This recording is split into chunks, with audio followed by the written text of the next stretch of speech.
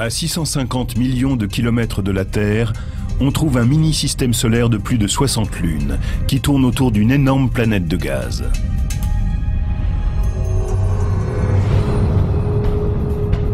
L'étrange beauté de ces couleurs fluides cache des courants et des tempêtes très violentes.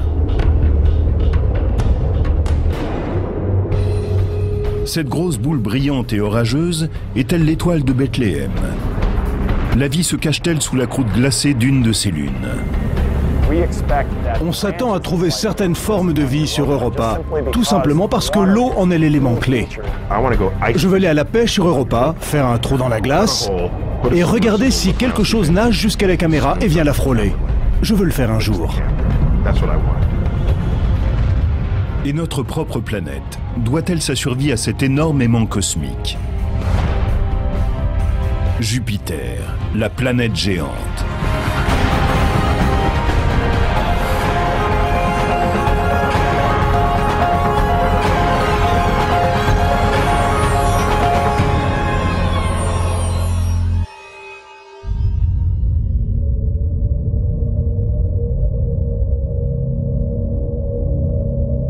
Jupiter est une énorme sphère qui se trouve à 800 millions de kilomètres du Soleil. Ces images semblent sortir d'une vidéo d'artiste, mais cette boule de gaz tourmentée est bien Jupiter. On y trouve les conditions météorologiques les plus exceptionnelles du système solaire. Jupiter est composé de 86% d'hydrogène et de près de 14% d'hélium, les deux éléments les plus légers et les plus abondants de l'univers, compressés en une gigantesque masse. Cette chose fait 11 fois le diamètre de la Terre. 1 millier de terres tiendraient facilement à l'intérieur de Jupiter. Jupiter est vraiment la reine du système solaire. Elle représente environ 70% de la masse de toutes les planètes. À l'échelle des planètes, Jupiter, c'est le gros bras du coin et c'est elle qui commande. Jupiter est la plus grande planète de notre système solaire. Elle est visible à l'œil nu. Une journée y dure seulement 9,9 heures. Son orbite autour du Soleil dure un peu plus de 11 ans et 10 mois. Une personne de 60 kg en pèserait 180 sur Jupiter.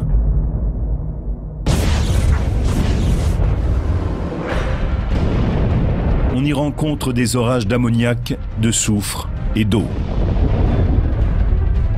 L'exploration de Jupiter serait la mission la plus audacieuse de la NASA. C'est un lieu hostile, avec des températures extrêmes, glaciales et brûlantes. Son rayonnement électromagnétique est si intense qu'il serait instantanément mortel pour l'homme. Il nous faudrait des protections en plomb très lourdes et très difficiles à transporter. Envoyer des hommes sur la planète Jupiter serait un immense défi technologique. On ne peut pas atterrir sur Jupiter.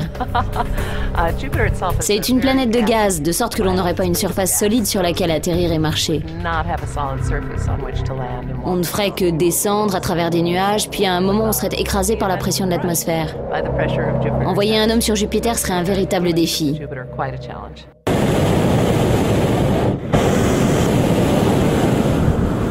Et s'il était quand même possible d'y aller? Le docteur Andrew Ingersoll fait autorité en ce qui concerne cette planète. Il nous emmène y faire un tour. Il faut un type particulier de ballon, parce que l'atmosphère de Jupiter, c'est de l'hydrogène. Et l'hydrogène est le plus léger des gaz. Un ballon d'hélium sombrerait. La seule chose qui flotte dans une atmosphère d'hydrogène froid, c'est l'hydrogène chaud. Il faudrait donc un ballon d'hydrogène chaud.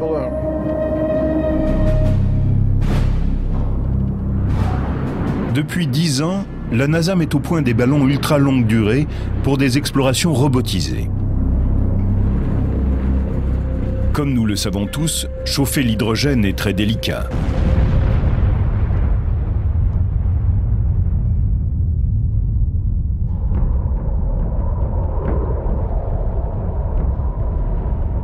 La naissance de ce monstre est une énigme.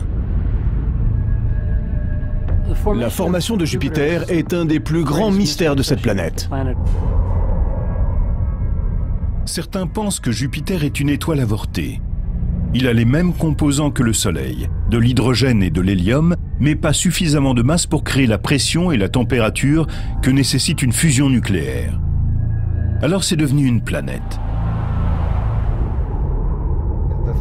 L'idée est qu'il y avait un nuage dans la galaxie qui avait la même composition que le Soleil,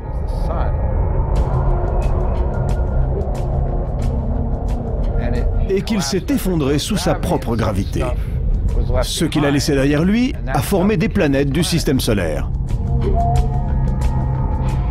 La majorité de ces fragments est devenue Jupiter.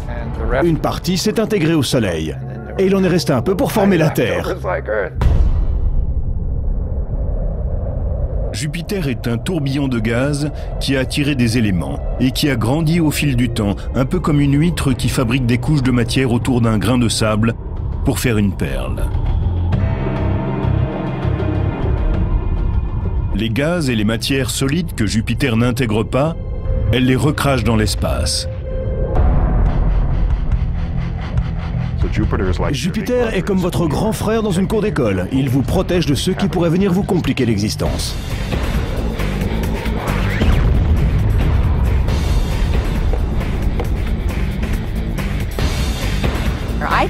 Je me la représente comme une joueuse de frisbee cosmique.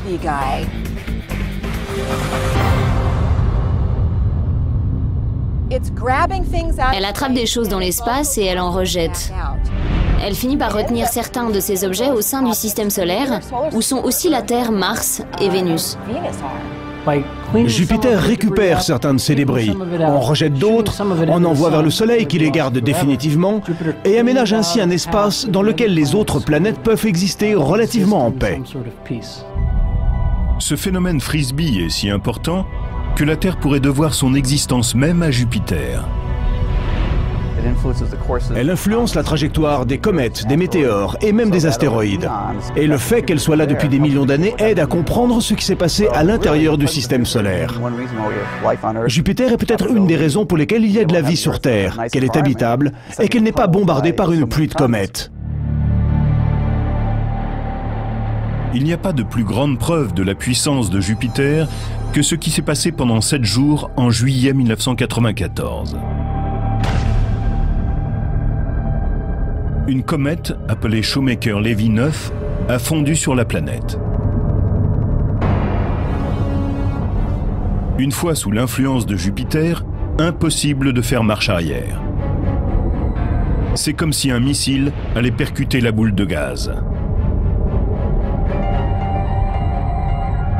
La force d'attraction de Jupiter est si grande qu'elle a fait éclater la comète en petits morceaux qui sont arrivés l'un après l'autre. Ces morceaux ont percuté la planète à une vitesse de 60 km par seconde.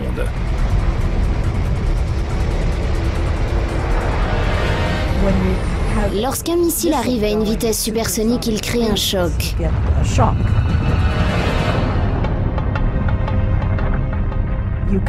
On voit alors une sorte de nuage de matière jaillir à l'endroit de l'impact.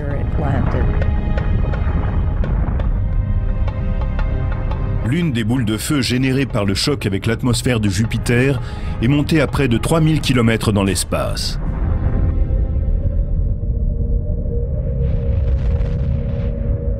Si la Terre avait été la cible d'un de ces projectiles, les effets d'une telle collision auraient été pour le moins catastrophiques, un peu comme ceux qui ont anéanti les dinosaures.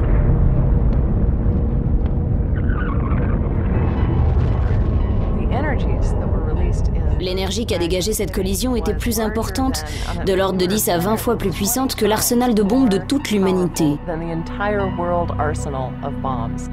Enlevez Jupiter du décor. Introduisez cette comète géante dans le système solaire. Où serait-elle allée? Nous n'en savons rien. Elle se serait peut-être écrasée sur la Terre. Si cette comète s'était écrasée sur Terre, nous serions dans une toute autre situation.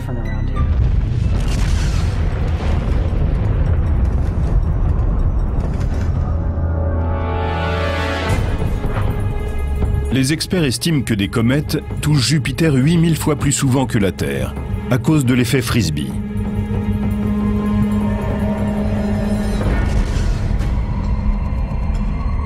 Mais l'effet Frisbee agit dans les deux sens. Comme Jupiter n'a pas de système de valeur, quand elle voit une comète errante, elle peut l'attirer et l'avaler, mais si elle la rejette, personne ne peut deviner où elle va l'envoyer. La comète peut être envoyée vers la Terre, dans le Soleil ou en dehors du système solaire.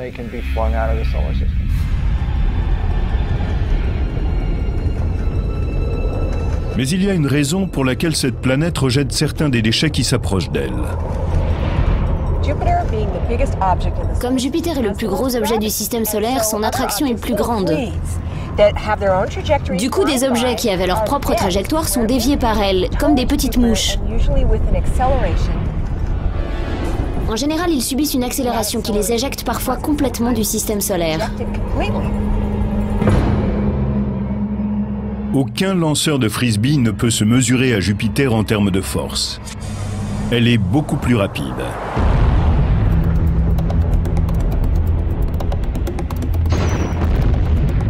Elle rejette les choses à une vitesse de 50 km par seconde.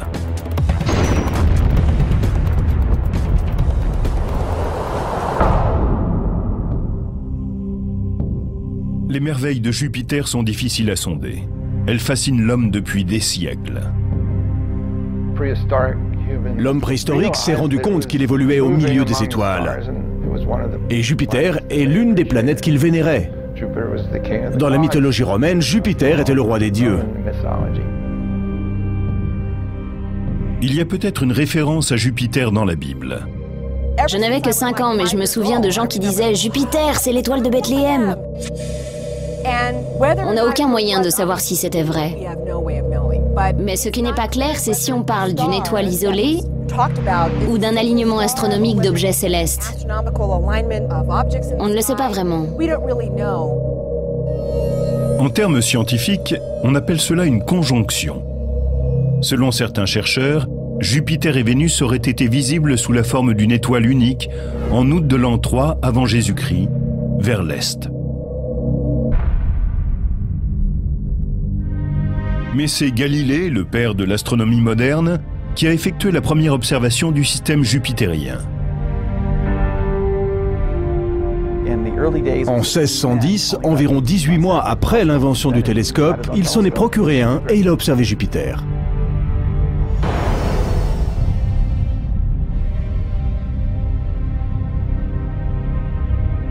En 1665, on découvre la caractéristique la plus fascinante de Jupiter. Son œil rouge géant, qui est en fait l'œil d'une énorme tempête comme la Terre n'en a jamais connu. Celle-ci se déchaîne depuis plus de 300 ans. Cette perturbation climatique est un rêve de météorologue. La grande tache rouge de Jupiter est vraiment immense. La Terre n'en couvrirait même pas la surface. Cette tempête est la plus grande de tout le système. Si vous voulez un ordre de grandeur, elle fait 20 000 km de large, alors que la Terre n'en fait que 12 500. Sur les bords, les vents sont très rapides. Mais le centre est calme. Ce n'est pas comme un ouragan qui a un œil et des vents très turbulents au milieu. Le cœur de la tache rouge est plutôt calme. Si on y allait en ballon, ce serait une balade agréable, tant qu'on éviterait les orages et les turbulences. On irait très vite, mais ce serait très calme. On irait à 600 km à l'heure. Le vent le plus rapide jamais enregistré sur Terre atteignait les 280 km à l'heure. Mais ce n'est pas une tempête comme celle qui sévissent sur Terre. C'est un énorme groupe de nuages qui se déplacent, zébrés par la foudre. On ne peut que modéliser et imaginer les types de précipitations et la condensation des différents gaz en vapeur. Cette fameuse tache rouge est un système de haute pression qui peut prendre 10 jours pour accomplir un tour sur lui-même. C'est vraiment un ouragan à l'envers, c'est ce qu'on appelle un anticyclone. C'est le contraire d'un ouragan classique.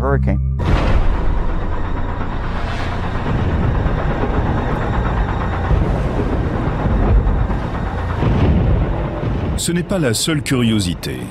Les ouragans tels que nous les connaissons ont besoin d'eau pour se former.